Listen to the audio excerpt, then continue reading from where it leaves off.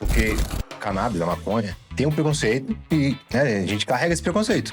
Então muitas pessoas que são evangélicas, mesmo entendendo que é uma coisa boa, também leva pro lado do preconceito. Mas o Dorflex ou qualquer outro medicamento tá tudo ok.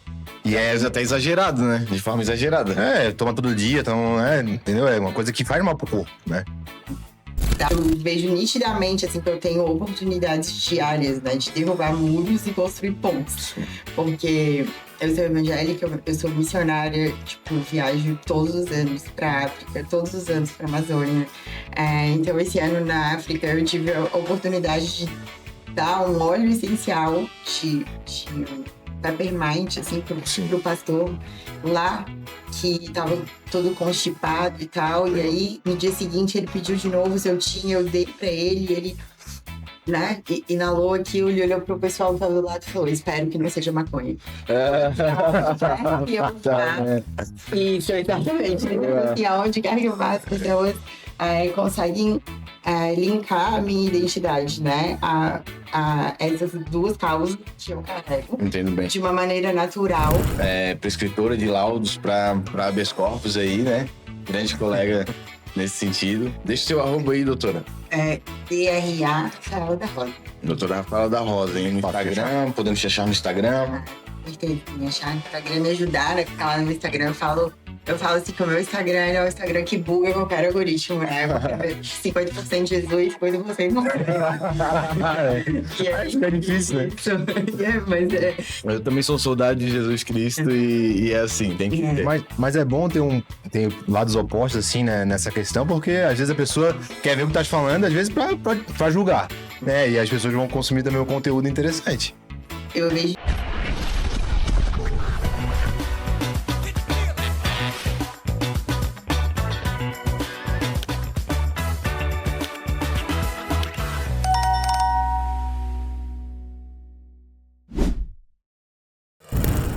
Sejam muito bem-vindos a mais um episódio do Ganjaflix, o seu podcast canábico. Hoje estamos aqui com o meu parceiro Eduardo Amado Júnior. Valeu, Felipe. Estou aqui com a doutora Rafaela da Rosa, dentista especializada em cannabis medicinal. Doutora Rafaela, fala um pouco mais sobre você, né? É um prazer te conhecer também. Seja muito bem-vindo ao nosso podcast. Obrigada pelo convite, o prazer é todo meu. Bom, eu me chamo Rafaela da Rosa, eu sou cristã. Eu sou formada em odontologia desde 2009, me formei aqui na UFSC. Sou manezinha, quase tudo que eu fiz foi aqui no quintal de casa. A minha formação era muito de dentista de mocho, eu não sei se todo mundo entende esse... Não, eu não entendo, eu não entendo, verdade, eu não sei. Mocho é assim, um dentista muito clínico, daqueles que passam 10, 12 horas por dia no consultório atendendo. Sim. Eu fiz especialização em implantodontia na UFSC. Depois em prótese dentária na UFSC, depois em dentística na Avantes. E daí que eu fui fazer especialização em cannabis medicinal, em 2021. E isso aconteceu porque em 2014 a minha mãe ela teve um câncer no pâncreas. E infelizmente veio a falecer por Lamento muito. câncer, obrigada. E aí nessa ocasião não se tinha disponível formas farmacêuticas e diferentes possibilidades, né, de fazer administração de canabinoides. O que a gente tinha mesmo eram os nossos jardineiros guerreiros, né, que a gente tirou da planta. E uma filha desesperada para fazer a mãe comer e dormir, né, ficar um pouco sem dor. Então a minha mãe, o óbito dela, na verdade, foi por conta de uma parada cardíaca devido a tanta morfina. Então era muita dor, né, esse câncer é horroroso. E eu fiquei alguns dias tentando convencê-la de que eu imaginava que se ela literalmente fumasse um baseado, que a gente tinha disponível naquele momento, que ela ia conseguir pelo menos comer ou dormir, né? E ela falava: não, mas não vou agora, essa altura do campeonato, 60 e poucos anos, virar uma maneira. E eu falava: não, mas mãe, vamos tentar e tal. Até que ela falou: não, mas não quero fumar um cigarro. Outro jeito. Aí eu arrumei um bong, arrumei uma flor de skunk, assim, na época, né? Que em Floripa a gente tem alguns jardineiros bastante competentes, né? Sim, bem bastante. E aí eles, de fato, conseguiram colocar a minha mãe pra comer. Dormi uma tarde inteira. Olha. Quando ela acordou, ela virou pra mim e falou assim: acho que a próxima vez Tudo bem, glória a Deus, né? Acordou daquele jeito, né? Isso, Meu foi Deus. ótimo, assim, foi um pouco digno, né? Vamos dizer, isso me despertou o interesse por estudar, de fato. E aí, quando teve essa especialização, foi o primeiro curso, de fato, que surgiu no Brasil, né? Eram 10 médicos e eu na minha turma. E aí eu fiz o curso e comecei a trabalhar com cannabis. Nunca tinha sido meu intuito dar aula, ser professora, ser palestrante. Isso tudo foi acontecendo pelo fato de não termos, né, muitos dentistas trabalhando com isso. Sim. Então, quando eu terminei o curso, a Jaqueline Barbosa e o Lauro Pontes, que eram os coordenadores do curso, me convidaram para dar aula no curso. Aí eu comecei a dar aula no curso, e aí as coisas começaram a acontecer. E por conta disso eu decidi fazer mestrado. Porque eu falei, não dá para ser professora sem ser professora, né? E aí eu fiz o mestrado em disfunção temporomandibular e dor orofacial em São Paulo. Foi a primeira vez que eu saí de Floripa, de fato, para estudar. Foi uma experiência muito bacana. Hoje em dia eu sou mestre, né, em dor orofacial. Minha pesquisa foi com cannabis. E só que também eu falei, não, eu quero voltar para UFSC, lá que é a minha casa. E eu hoje estou fazendo doutorado na UFSC. E a minha pesquisa é com, com cannabis, testando a eficácia do canabidiol para diminuir os episódios de bruxismo na vigília. Então, é com, né, um ensaio clínico com pacientes e estou muito feliz de estar de volta na UFSC, né? Eu entrei na metade do ano passado e hoje em dia eu dou aula no curso de endocannabinologia para profissionais de saúde da UFSC também. Então é muito Nossa. legal essa O oportunidade. currículo o currículo é grande. Currículo E vasto. eu sou coordenadora da pós-graduação em cannabis medicinal da Faculdade Unileia, que é de Brasília. Então, mais do que um currículo grande, né? Eu vejo que Competência, né? é algo que, na verdade, fez com que a minha vida inteira mudasse, né? Porque o meu comportamento precisou ser moldado pela responsabilidade que eu carrego por falar dessa planta, né? Porque eu vejo que a gente está precisando mostrar para muitas pessoas, inclusive os cristãos, né? A galera que tem um posicionamento ideológico mais à direita, vamos dizer assim, que é, né, aonde eu mesma me coloco, né? As minhas ideias, os meus posicionamentos são muito mais conservadores do que progressistas, vamos dizer assim. E é um desafio muito grande, eu posso dizer por mim. Trabalhar com a cannabis e, né, ter esse posicionamento. Isso, Mas aí você encara como também um lado medicinal, né? Então não é. totalmente terapêutico. Não que não tenham pessoas que fazem o recreativo, mas a tua opinião, a tua briga, teu debate é todo do medicinal, né? Ele é, sim, do uso terapêutico, mas eu penso que essa responsabilidade que nós que escolhemos usar a nossa voz, né, para falar sobre a planta, a gente precisa ter a responsabilidade também da conta social, histórica, né, que aconteceu diante de todo o proibicionismo, né? Então, o proibicionismo ele tem muitas camadas e aspectos a serem colocados à mesa, né? E querendo ou não, o uso adulto, o uso recreativo, vamos dizer assim, talvez seja o responsável por a gente ter a planta. Sim, Porque foram muitos anos, décadas de proibicionismo, aonde quem manteve a planta viva Foram os jardineiros. foram jardineiros, né? E quantos desses extraíam e faziam um medicamento, né? Olha, botaram no papel e acenderam. Então, assim, existe isso e existe vários outros fatores, né? Quando a gente pega alguns estudos que falam sobre tem um diagnóstico que chama CUD, que é o transtorno por uso de cannabis. Alguns desses estudos, né, eles trazem, assim, que a cada 10 usuários frequentes de cannabis, 3 têm esse diagnóstico. Esse diagnóstico, ele precisa atender determinados critérios, né? E entre esses critérios, tu ter prejuízo com o uso, não conseguir parar mesmo assim, ter prejuízo social, prejuízo profissional, ter fissura, né, etc. E já foi demonstrado, né, que dentro desse diagnóstico existem fatores, inclusive genéticos, que são mesmos fatores genéticos ligados a vários transtornos de saúde mental. Então, quando a gente está falando do uso adulto, e era só isso que a gente tinha, por conta do proibicionismo, o uso terapêutico ele foi anulado da história durante muitas décadas. Esse direito foi anulado durante muitas décadas. Então, quantos desses o uso adulto não era, talvez, buscando também reparar algum tipo de dor? Bravo. Então, entendeu? Sim. Então, a gente está assentado hoje numa montanha de evidência científica, em diversas legislações em andamento, favorecendo o uso terapêutico, mas seria muito injusto, tá? Eu chegar aqui e te falar assim que eu condeno o uso adulto, porque eu sei que foi ele que nos permitiu, de certa forma, chegar até aqui, né? E além disso, o meu papel como promotora de saúde, né? Porque eu não sou uma dentista que tapa buraco na chacada, essas coisas, né? Essa odontologia mecanicista é algo que eu luto para que fique no passado, na verdade.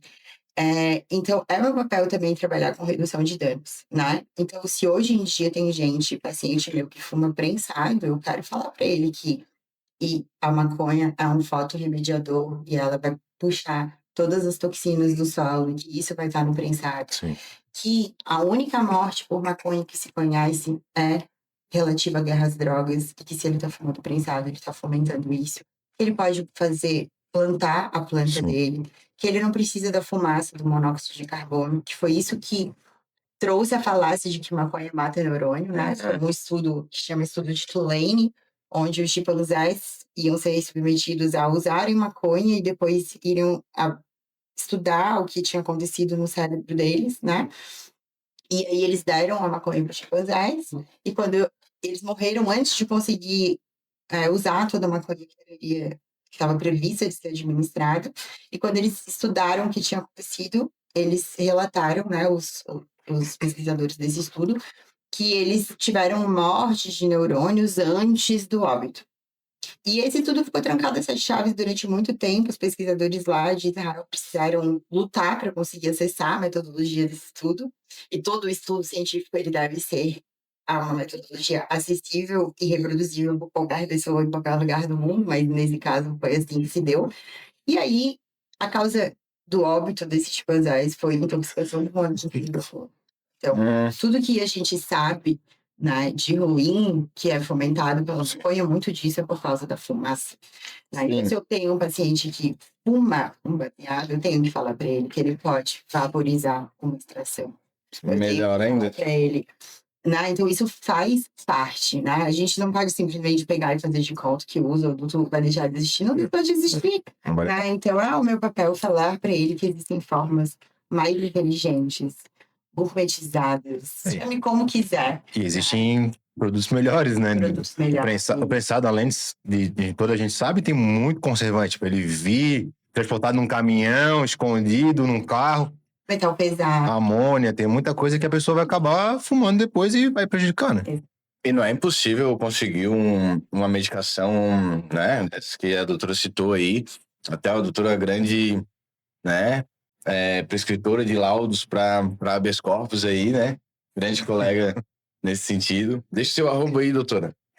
DRA Rafaela da Rosa. Doutora Rafaela da Rosa, hein? No Instagram, podemos te achar no Instagram.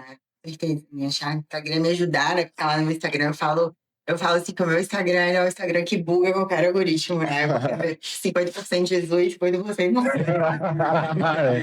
Acho que é difícil, né? Mas Eu também sou soldado de Jesus Cristo e é assim, tem que ter.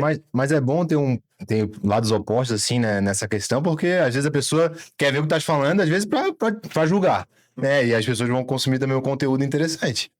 Eu vejo assim, de duas formas, né? Primeiro, Deus me colocou nesses lugares onde Ele me colocou, né? Onde Ele tem me colocado. Eu vejo nitidamente, assim, que eu tenho oportunidades diárias, né? De derrubar muros e construir pontes.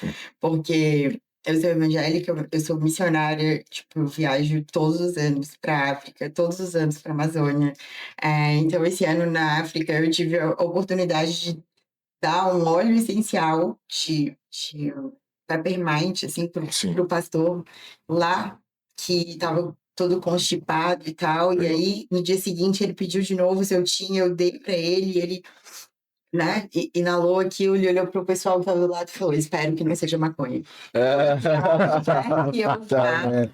Isso, exatamente. Então, assim, aonde quer que eu vá, as pessoas conseguem linkar a minha identidade, né? A essas duas causas que eu carrego Entendo bem. de uma maneira natural, né? De uma maneira que faz eu pensar assim, que eu estou realmente fazendo as coisas de um jeito ok, né? Porque as pessoas não se assustam, não se escandalizam mais da maneira como Sim. seria antes, né? E tem isso, assim, às vezes eu tenho alguns, vamos dizer, alguns comentários negativos, alguns haters, mas a palavra de Deus fala que a gente deve estar sempre pronto para falar sobre a nossa fé com alegria, né? Então, dessa forma, eu só tenho amor, né, para oferecer e minha missão de vida, né, é imitar Jesus Cristo e inclusive, assim, uma curiosidade é que o crente, ele faz jejum, né? É, periodicamente, né? Sim. E eu já, inclusive, fiz jejum de propósito, entregando para Deus exatamente essa minha relação com a maconha, né? Porque eu tenho uma relação forte com a planta de muitos anos, tem, né, a história da minha mãe, Sim. ela mudou a história da minha vida, porque eu fui fazer mestrado, doutorado, carreira acadêmica por causa da planta, né? E a resposta que eu sempre tenho de Deus é que esse é o meu caminho, né? E que tá tudo bem e que é pra eu seguir dessa forma. Então, eu penso que a planta foi colocada no lugar errado por motivos econômicos e raciais. Planta não pertence a uma pauta que é diferente da pauta cristã Sim. ou ideológica, né? A planta não pertence nem à direita, nem à esquerda, nem ao centro. A Verdade. planta, ela é para todos, né? Nós temos uma relação íntima com essa planta há milhões de anos, né? Então, a gente tem, historicamente, a primeira farmacopeia que se conhece, que era de um imperador chinês, que é mais de 2000 anos antes de Cristo, a planta estava lá, no medicamento, né? Então, assim, ela foi colocada no lugar errado, né? E essa apropriação que ocorreu, né, diante do proibicionismo, precisa ser corrigida e vem sendo corrigida, né? Com certeza. Vem. Com certeza. É algo medicinal, salva vidas. E é engraçado, porque cannabis, a maconha, tem um preconceito e a gente carrega esse preconceito. Então, muitas pessoas que são evangélicas, mesmo entendendo que é uma coisa boa, também leva pro lado do preconceito. Mas um Dorflex ou qualquer outro medicamento tá tudo ok. E Às vezes até exagerado, né? De forma exagerada. toma todo dia, então, entendeu? É uma coisa que faz mal pro corpo, né? Da mesma forma, o uso abusivo de maconha faz mal. Faz mal pro corpo. Da mesma forma, a palavra de Deus fala que a gente não deve ser escravo de nada, Sim. né? Deus quer seus filhos livres, né? Então, assim, nós não... Nós, quando eu digo assim, nós que defendemos a planta e trabalhamos com a saúde das pessoas, não temos o intuito, em momento algum, de deixar a pessoa refém de uma substância. Mas é claro que, em diversas condições, a, o bem-estar, a qualidade de vida de determinados indivíduos portadores, né, de certas condições vai estar diretamente ligada ao consumo constante Sim. dessas substâncias, né? Hoje a gente tem aí indivíduos portadores de estresse pós-traumático, pessoas que ex-soldados, pessoas que passaram, né, por situações muito difíceis. A planta, ela tem uma característica de mudar a memória e reduzir essa memória traumática, né? Então, tu imagina a diferença Sim. que isso faz na vida dessas pessoas, né? E eu cito, né, o estresse pós-traumático porque ano passado foi feito em Israel um estudo científico muito interessante, porque normalmente quando a gente vê os estudos científicos relacionados à planta, ao sistema endocannabinoide, a gente vê estudos científicos quantitativos, que trazem dados de dose, de percentual de melhoras em questionários que trazem scores, né?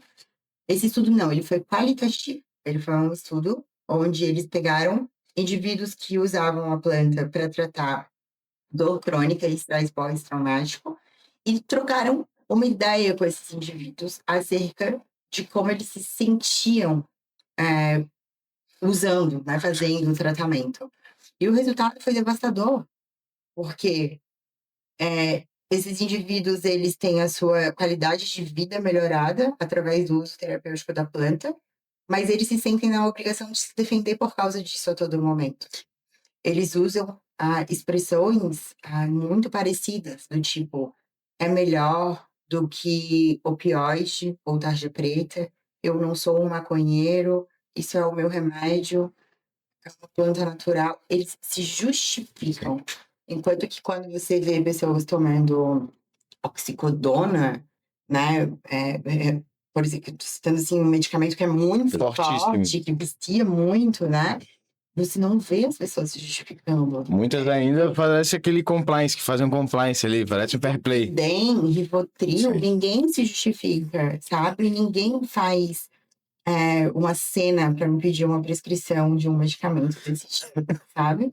Então, esses indivíduos, e isso é algo que se fala muito pouco a respeito, né? Por conta do preconceito, eles vivem numa dualidade entre o bem que o tratamento traz, E o preconceito. funcionamento da fisiologia deles, né? E o que o emocional, o cognitivo emocional deles passa por causa do preconceito, né? É muito... É um debate, assim, que precisa ser estendido, né? No sentido de que daqui a pouco a gente vai precisar ter um apoio para pacientes, né? Inclusive, eles citaram isso também nesse estudo, que eles formam uma rede de apoio entre eles, sabe? Assim, e a maconha é a planta da comunicação, né?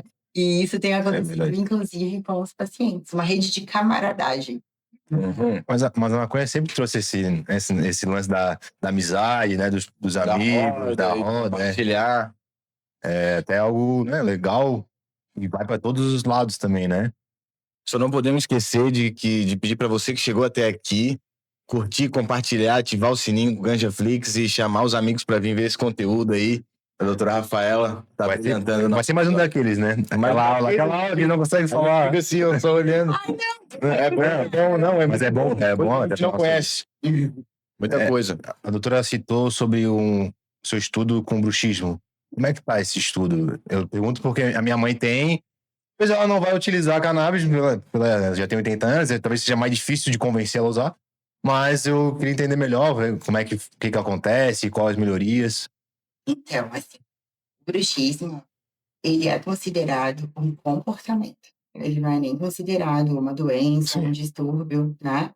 E ele é um comportamento que, o que a gente sabe sobre esse comportamento, né? Que ele é de origem central, ou seja, é o sistema nervoso central que comanda isso, né? Esse comportamento. E ele tem alguns fatores secundários que costumam vir associados.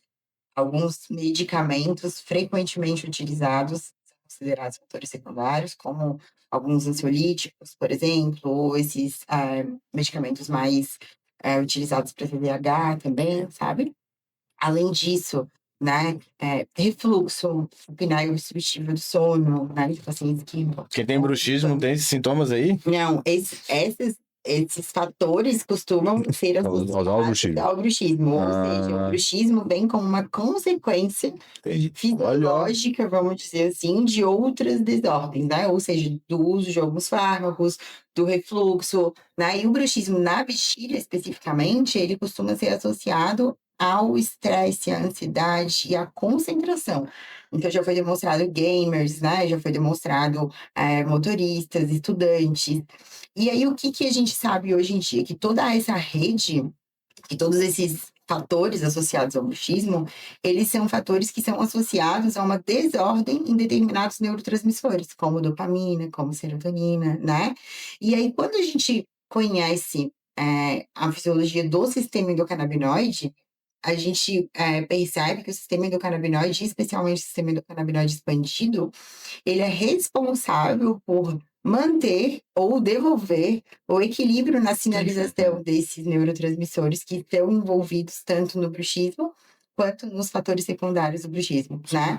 Então, o que nós estamos cogitando no meu estudo, né, na tese de doutorado, é que o uso do canabidiol via oral, ele vai, de fato, ter esse potencial de reduzir, né, a frequência e a intensidade dos episódios de bruxismo na vigília. Então, assim, isso é algo, vamos dizer, que está relatado na literatura.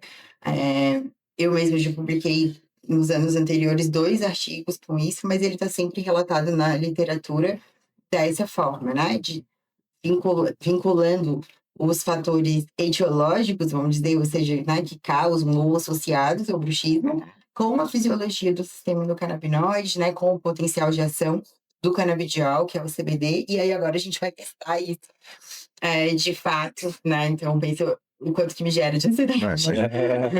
Tá com Mas CBD, a gente vai testar e vai ser só com CBD, exatamente. Vai ser CBD full spectrum, né?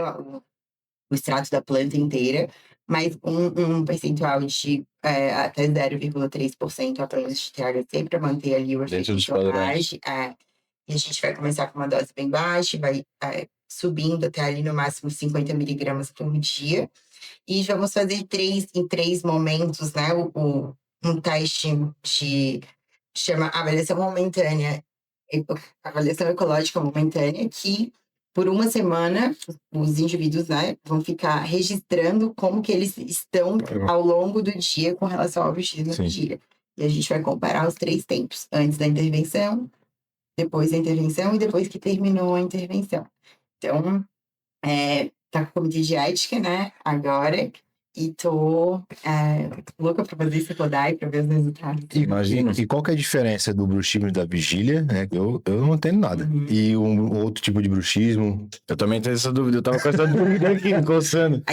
O bruxismo ele é classificado de acordo com o momento do ciclo circadiano que ele ocorre. Então, o bruxismo na vigília, quando a gente está acordado, e o bruxismo do sono é quando a gente está dormindo. Mas veja bem, nós dormimos em torno de 7, 8 horas por noite, certo? Dessas 7, 8 horas por noite, a janela que ocorre o bruxismo do sono, 90% é uma janela do sono que não é profundo, do sono mais superficial, né, ali dos ciclos de sono. E quando nós estamos acordados, a todo momento é uma janela do bruxismo na vigília acontecer. Então, o bruxismo na vigília ele tem um potencial de agressividade, né? Destrói os dentes, né? Articulações, temporomandibular, né? Para os nossos dentes e para os nossos músculos, muito alto, né? Tipo, muito, assim, um potencial de trazer danos, né? E ainda mais estando vinculado aos fatores que a gente sabe que eles estão vinculados. Então, a gente tem hoje uma sociedade altamente ansiosa, Sim. altamente imediatista, polifarmácia, né? A gente tem aí muitos estudantes, né, que se automedicam, por exemplo, com Venvance durante o dia e Rivotril durante a noite. São Meu 2 Deus do céu. fármacos que provocam Nossa. bruxismo na vigília, que nós temos. E hoje com o chat GPT aí também tem muita gente fazendo estudo ali. Também Exatamente. Então, eu tô focando no bruxismo na vigília justamente, né, por a gente entender na literatura mesmo, né, que ele tem esse potencial ainda maior e que a gente não tem um fármaco que seja efetivo, né? Tudo que a gente conhece de ferramentas para o controle do bruxismo, seja ele na vigília ou do sono, são ferramentas que nós usamos na odontologia para controle dos efeitos deletérios, não para diminuir em si a intensidade e a frequência dos eventos de parafunção. Quando eu falo bem de parafunção, é de bruxismo, né? Quando você apertar ou ranger. E não Nossa, ranger é muito grande.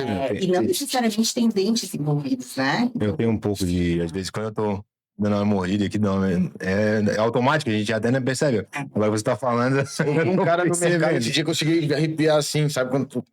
Daquele que chega a arrepiar do lado. E assim, por exemplo, pacientes idênticos, pessoas que não têm dente, podem ter bruxismo. Olha, ó. Não depende de dente. O bruxismo, ele é qualquer ativação dos músculos da mastigação fora de função. Então, o que é uma parafunção? É aquilo que não é função. Sim. Então, se você não está deglutindo, falando, beijando, seus músculos da mastigação devem estar em repouso. Que é como?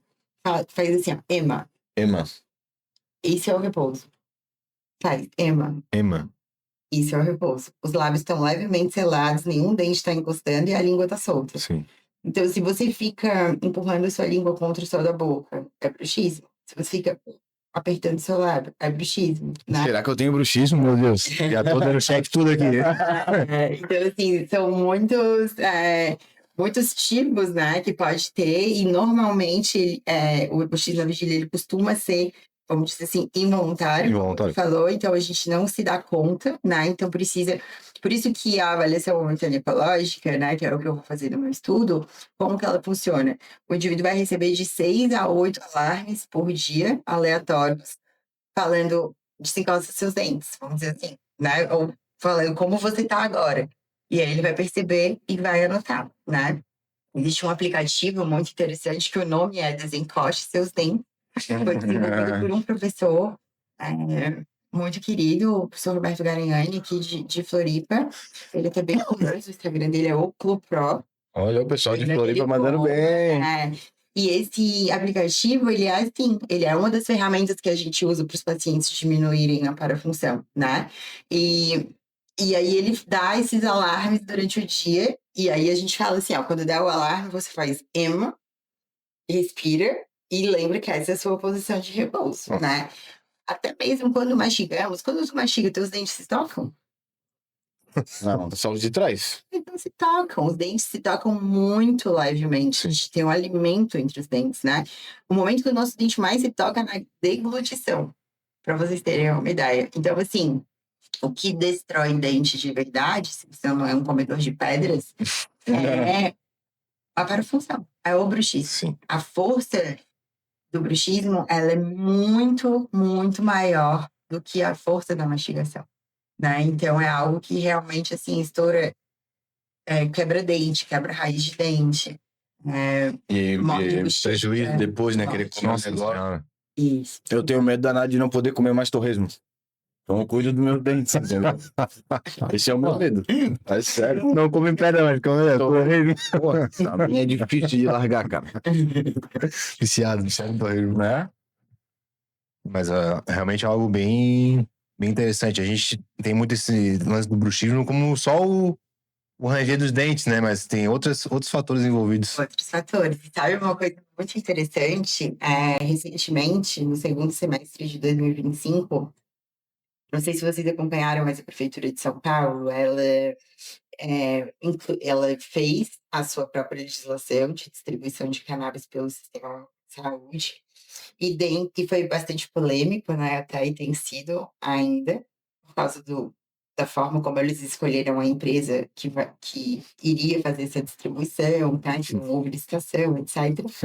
Mas o ponto é que a Prefeitura de São Paulo, quando ela emitiu essa nota com relação a essa nova legislação, ela colocou lá muitas condições, muito diferentes dos estados, né, das leis estaduais, que são sancionadas sempre com uma limitação bem importante, né, de condições, sempre condições refratárias, de epilepsia, né? Nem dor crônica eles colocam ali no meio. E a Prefeitura de São Paulo colocou diversas condições, entre elas o bruxismo. E quando eu vi aquilo, eu falei, tem um monte de gente me mandando, né? Eu falei, olha, esse é o nosso trabalho fazendo, né? Chegando finalmente, né? Aonde ele precisa chegar. Porém, a Prefeitura de São Paulo, ela prevê, né? A entrega, né?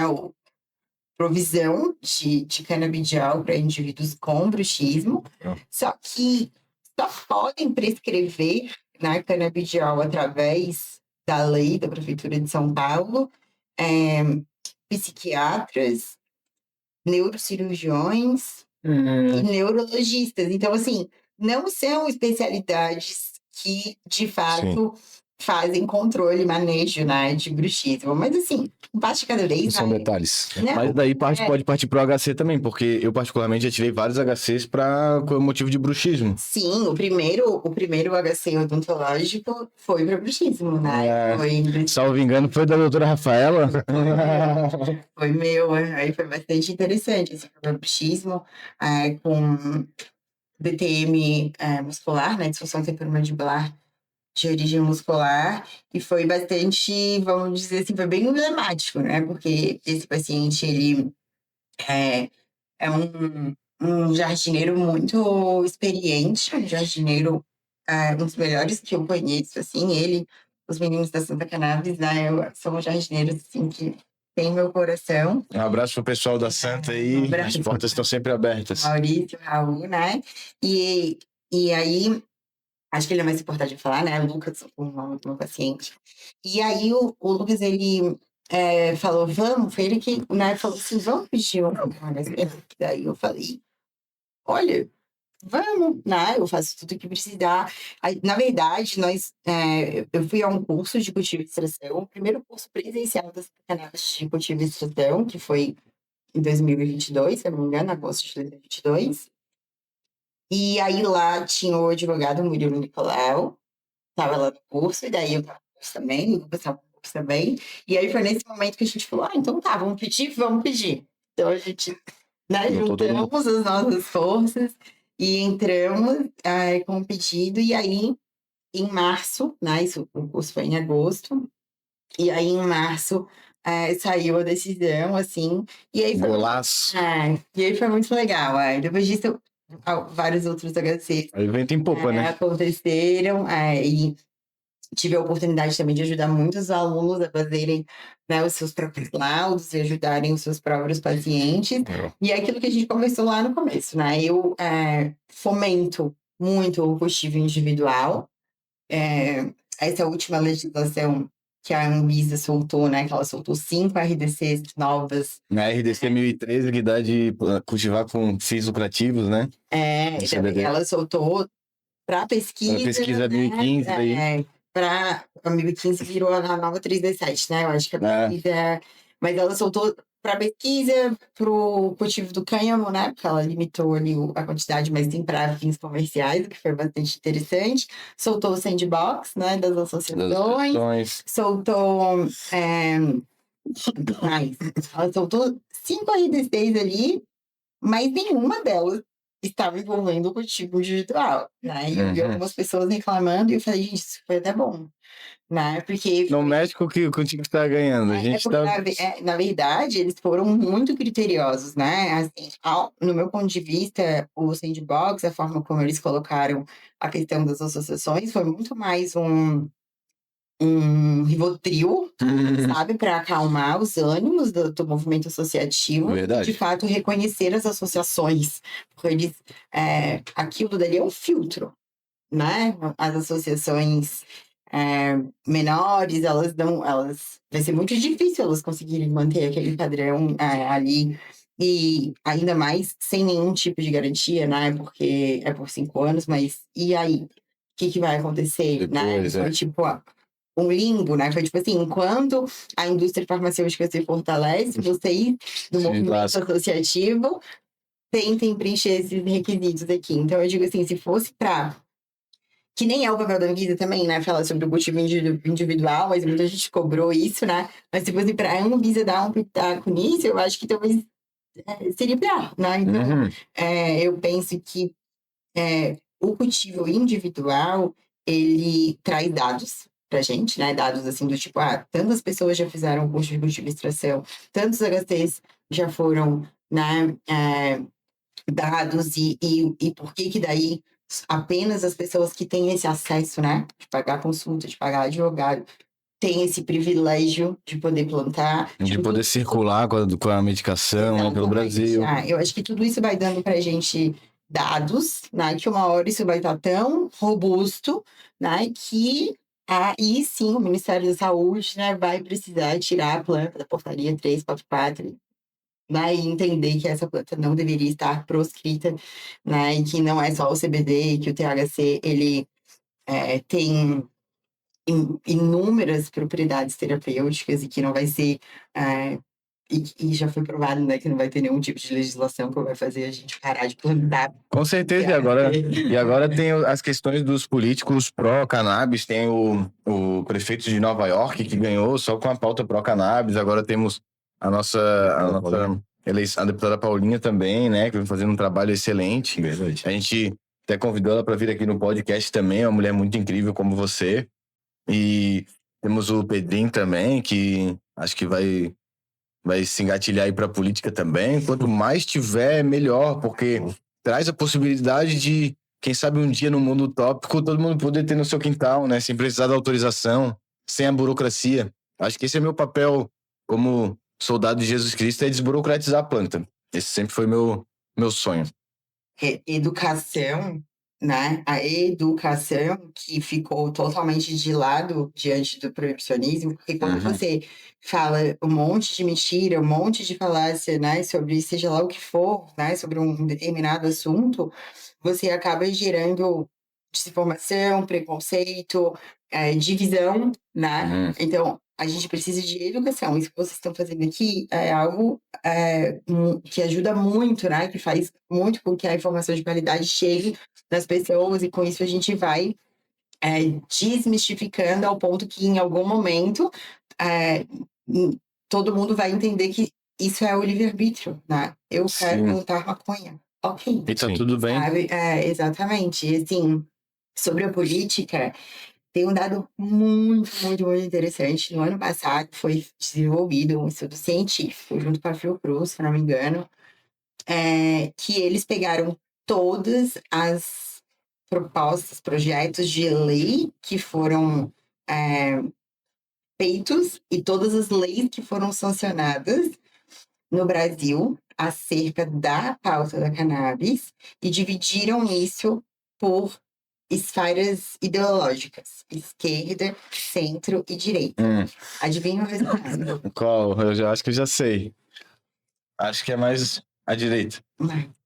Direita e centro mais do que... Engraçado, né? Era pra ser o contrário. Teoricamente.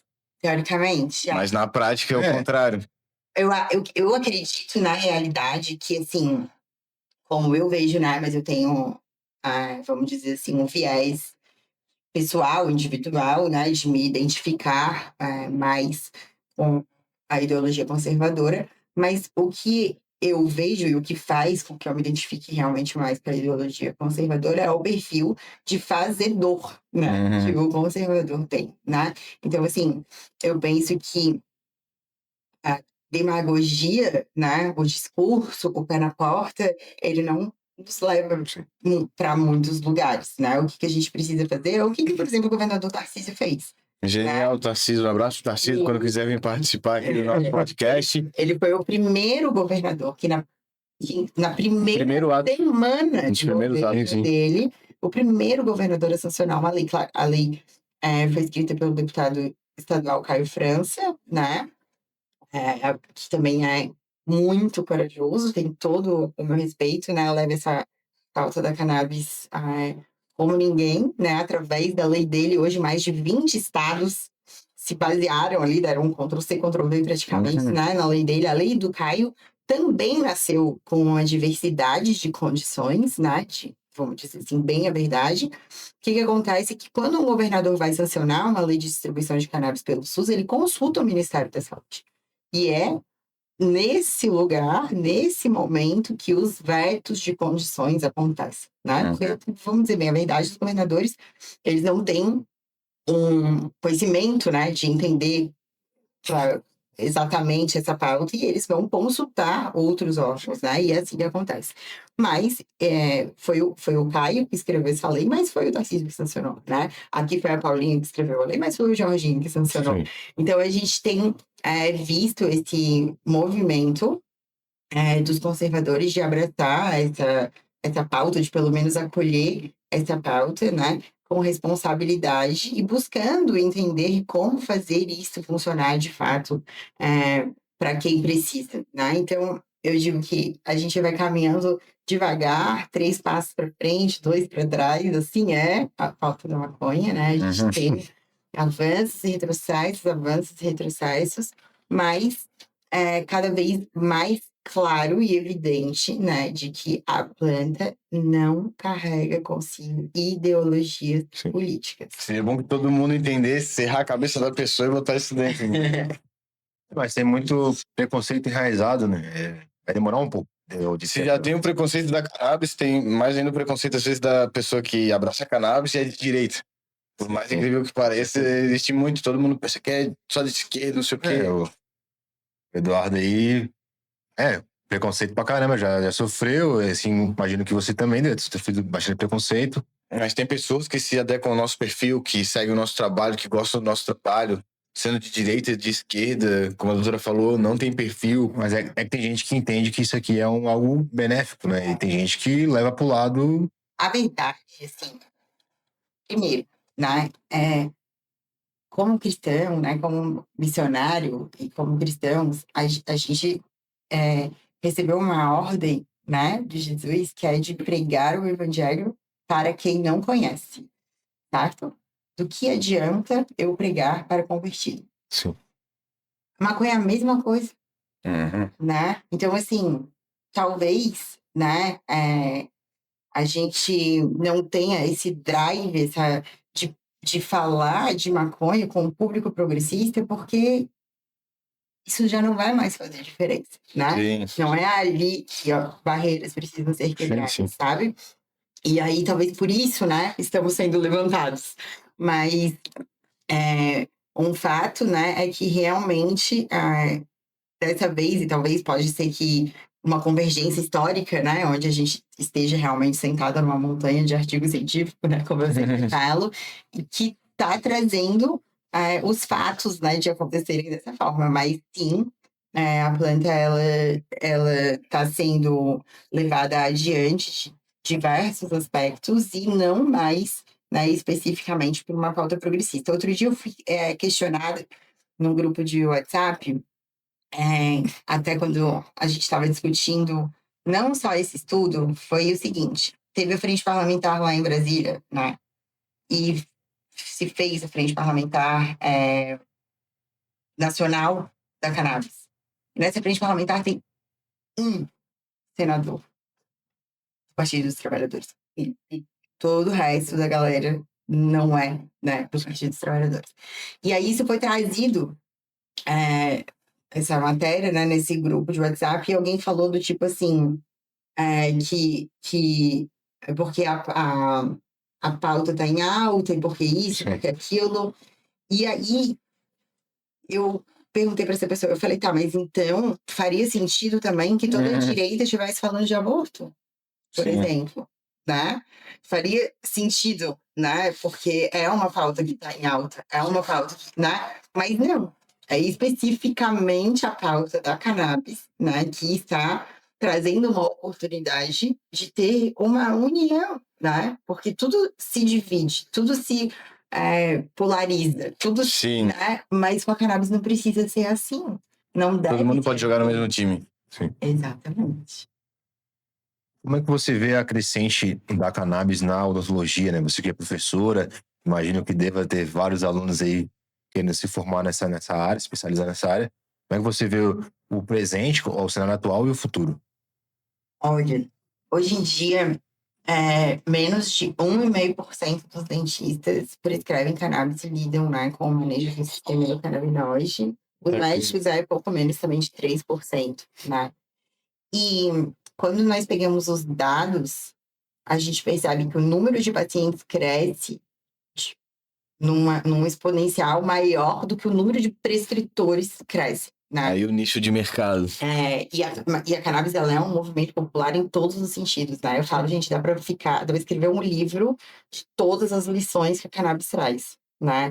Tipo, de ter ficado viva apesar de tudo isso que aconteceu, de ser descoberta, né? De ser descoberto o sistema endocannabinoide através da cannabis, quando se achava que se sabia tudo sobre a fisiologia do ser humano, né? A gente achava que estava entregue, que sabia tudo de como que o nosso corpo funcionava, e aí a cannabis veio e esfregou na nossa cara que a gente não sabe nada. Efeito entourage, né? Nada, a gente não sabe nada, porque não tem como você falar de dor, de sono, de humor, de fome, sem falar de sistema endocannabinoide. Ele comanda todo o nosso corpo, todo o nosso sistema nervoso, tá?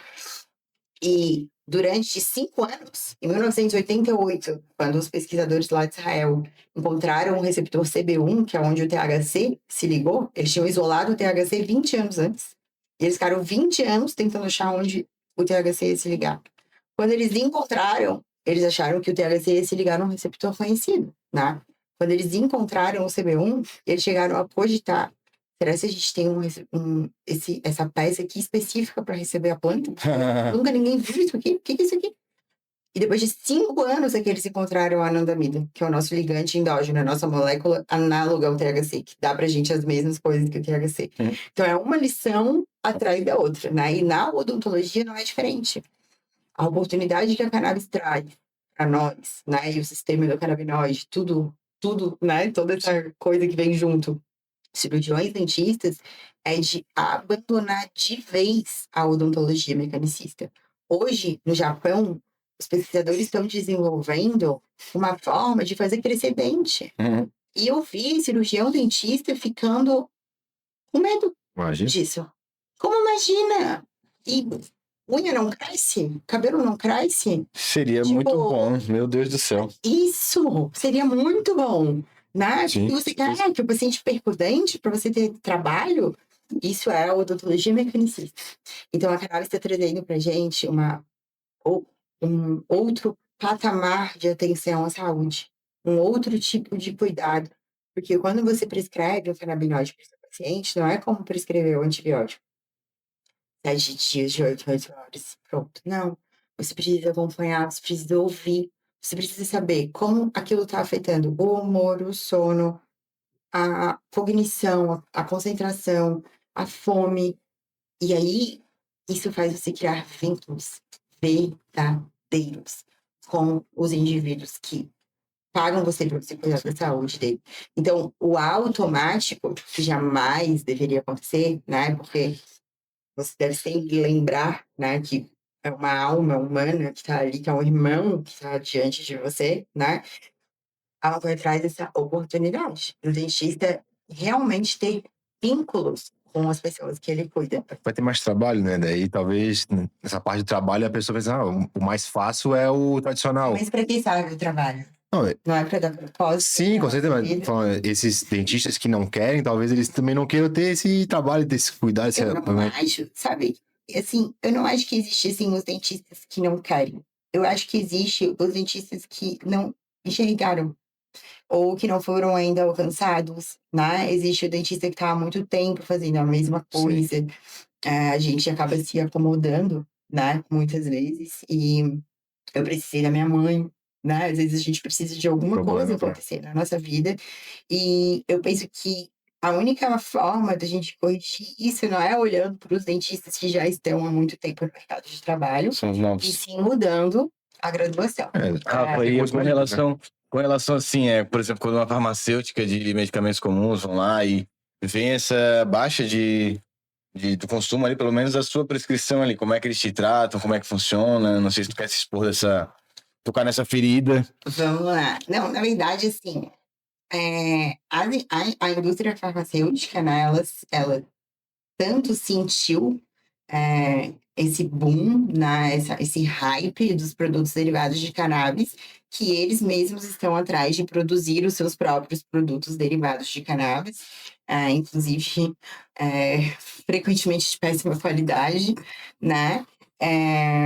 E isso é algo que não tem mais como voltar atrás, né?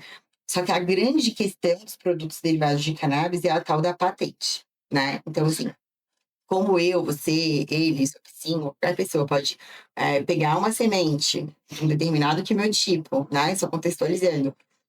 O tanto de qual perfil de canabinoide uma planta vai ter está determinado lá no quimiotipo da genética, né? Na semente. Se vai ser rico em CBD, rico em THC. E aí, você pode plantar na sua casa. Então, como que vai patentear, né? Algo que pode plantar. Isso. Então, por exemplo, muito daquilo que a gente fica escutando sobre não ter evidência científica de alta qualidade, o que é uma evidência científica de alta qualidade? Ensaio clínico randomizado, duplo cego, com placebo e com um N, ou seja, um número de pessoas alto. Isso custa caro. E, normalmente, essas pesquisas têm fomento de indústria farmacêutica. Por que as indústrias farmacêuticas fariam esse investimento? Porque eles querem um medicamento que só eles têm. Por exemplo, tem Vance, acabou de cair a patente, né? Por exemplo, o Monjaro. Já não caiu, né? Mas o Ozempic lá já caiu. Então, que elas fariam isso com maconha se qualquer um pode ter? E isso é tão verdade que, veja bem, em 2016, quando a Anvisa viu que precisava dar um jeito na situação com relação a esses produtos, porque tinha mãe viajando com maconha de fora do Brasil para cá para dar conta de entregar saúde Para os filhos, ela virou e falou assim: leva 10 anos para fazer um medicamento. 7, 8 anos para fazer um fitoterápico. Onde é que a gente vai enfiar a maconha? E aí eles criaram uma nova classe de produto. Produtos derivados de cannabis no Brasil não são medicamentos, não são fitoterápicos. Eles são produtos derivados de cannabis. E aí, portanto, se fez 2 resoluções, 2 RDCs, 660 e 327, que agora virou 10. 660, uso compassivo, ou seja, a importação dos produtos, né, para condições refratárias, alinhados, né, ao CFM. Aí, a 327 virou para as indústrias farmacêuticas operantes aqui no Brasil e falou: olha, vocês vão ter uma AS, que é o quê? Uma autorização sanitária. Com essa autorização sanitária, vocês vão pegar o produto de vocês e colocar na prateleira da farmácia e vender. Mas vocês têm 5 anos para apresentar os estudos que vão tornar isso um produto regulamentado. 5 anos depois, nenhuma empresa tinha feito isso. E aí a Anvisa foi lá e fez o quê? Deu mais 5 anos. Ano passado, que estava estourando 9 anos, a Prate Dona Dulce estava lançando comprimido de canabidiol com autorização sanitária. Por quê? E assim, esses 10 anos é para quê? Justamente para fazer todos esses estudos, todas essas fases de testes de laboratório com humanos. E nenhuma fez. Então, por quê? Porque custa dinheiro e eles não acreditam que vão conseguir dominar o mercado. Ninguém vai dominar esse mercado da maconha, porque qualquer um pode fazer, né? Então, quando eu falo, né, para os alunos, assim, eu sempre... com os meus pacientes, né, e estimulo os alunos a fazerem isso, eu sempre apresento para eles todas as formas de acesso possíveis. Você pode plantar, você pode comprar na associação, você pode importar, você pode comprar na farmácia. A minha opinião sobre cada uma dessas formas de acesso, e eu estimulo eles a passar por todas elas. Teste todas elas. Você pode ser um paciente híbrido, que vai plantar, mas vai precisar também do importado. É o meu caso. Você pode ser um paciente autônomo, que vai plantar e tá tudo bem. Então, quem é que vai saber responder isso? É cada um que vai saber, né? Cada indivíduo que vai saber. Que horas que essa confusão vai acabar? Quando a maconha não for mais proscrita, entendeu? E cada um, né, faz do seu jeito, mas sem precisar de toda essa burocracia, porque essa escolha do teu caso, dos meus pacientes, é uma escolha que só cabe a privilegiados, né? Não existe aqui reparação histórica, né? Não existe aqui, né? Toda essa balela que aconteceu ano passado de... Como era?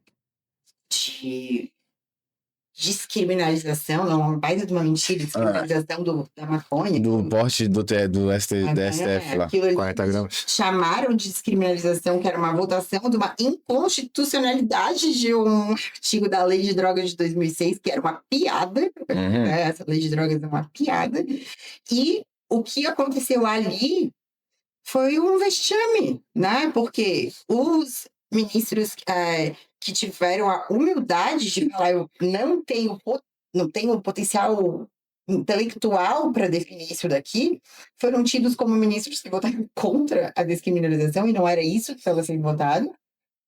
E aí saíram dali com uma decisão de que o cara pode ter 40 gramas ou 6 plantas. 6 plantas é 40 gramas por planta. Quem é que fez essa matemática? Tipo assim, uma planta dá em torno de 40 gramas. Como que eu posso ter 6 plantas ou 40 gramas?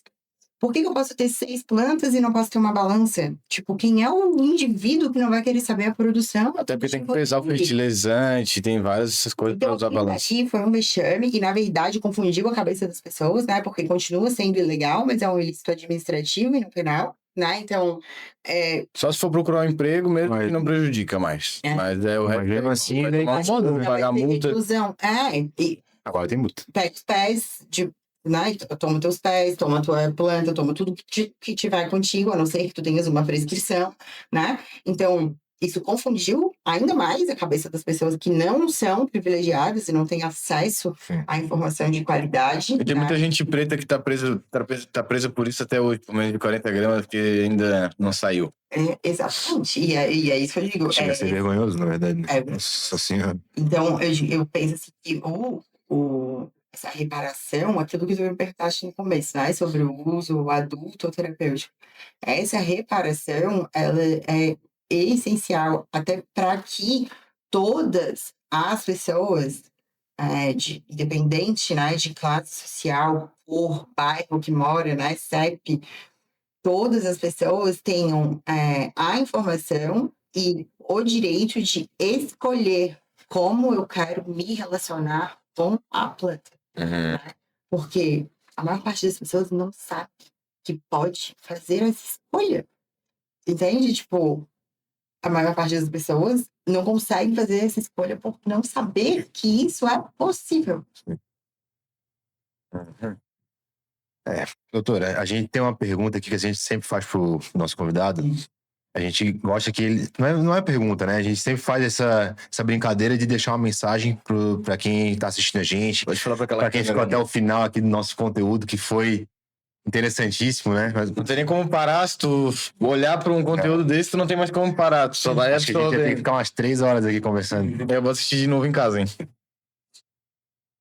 Então fala pro nosso telespectador qual é a mensagem. Olha, na verdade, eu sempre... no amor e na ciência, nem sempre nem nunca, né? Mas eu costumo terminar as minhas trocas sempre com essa frase, que é uma frase atribuída a um missionário francês chamado Georges Chevreul, que ela fala que nós somos resultados de muitos esforços que não são nossos, né? E quando eu penso em tudo que a gente tem vivido, né, acerca da cannabis, na ciência, né, em todas as outras áreas, né? Eu falo da ciência porque é o meu lugar de fala, mas todas as outras áreas que a cannabis fomenta, né? No direito, a gente está vivendo um hype, né? Vivendo um momento onde tem muito mais segurança, né? De se expor, muito mais oportunidades de, inclusive, fazer dinheiro acerca desse tema.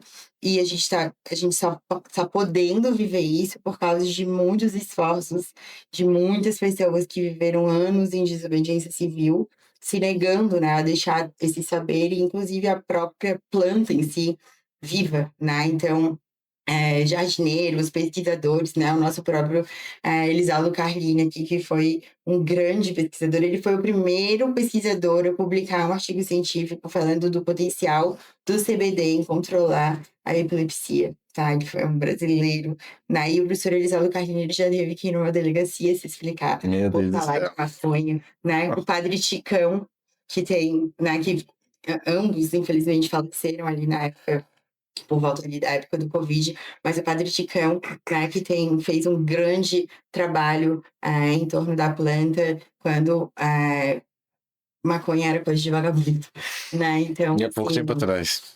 Então, eu sempre gosto de honrá-los, né? Honrar todos os jardineiros, todas as mães, todo o movimento associativo que trabalhou durante muitos anos em desobediência civil, né? Com jardineiros sendo preso.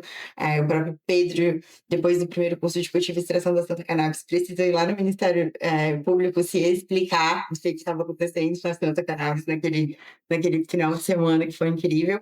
Então, a todos eles, né? O meu muito obrigado por nunca terem desistido da planta, né? E, ó, parabéns. Doutora, obrigado Obrigada, por tudo que você trouxe aqui de informação pra gente. Só brilhantou o nosso programa. As portas estão sempre abertas para você aqui. Obrigada. Continua na luta, na batalha. Prazer em conhecer. Trabalho incrível que você está fazendo da cannabis no Brasil e fora do Brasil também, né? Com certeza. Amém. Com certeza. A gente está trabalhando aqui para outras pessoas na frente, como o ditado que você falou ali. Sim, isso é outra coisa que eu digo também. Eu falo, olha, o nosso libertador, né, da escravidão do Egito, ele não chegou na Terra Prometida, né? Então, eu tenho certeza que tudo que eu tô plantando eu não vou ver, né? Mas eu tenho certeza que a planta vai ter livre para todos em algum momento, né? Mesmo que eu não esteja aqui mais para ver isso. E eu vou fazer tudo que eu puder enquanto eu estiver vivo para que isso aconteça. Eu também. Pode contar comigo. E nosso episódio chegou ao fim, né? Não fiquem tristes. Eu sei que vocês ficam tristes quando isso acontece. Mas, se você ficou até o final e não ativou o sininho, não se inscreveu no canal, o que vai acontecer, Eduardo? Ah, cara, vai ter muito azar aí, hein? A polícia vai pegar com o baseado na mão. Só vai ter trem. Então você só vai me uma prêmio pro resto da vida. Obrigado por ficar até o final. Um abraço. Vamos tirar uma fotinho?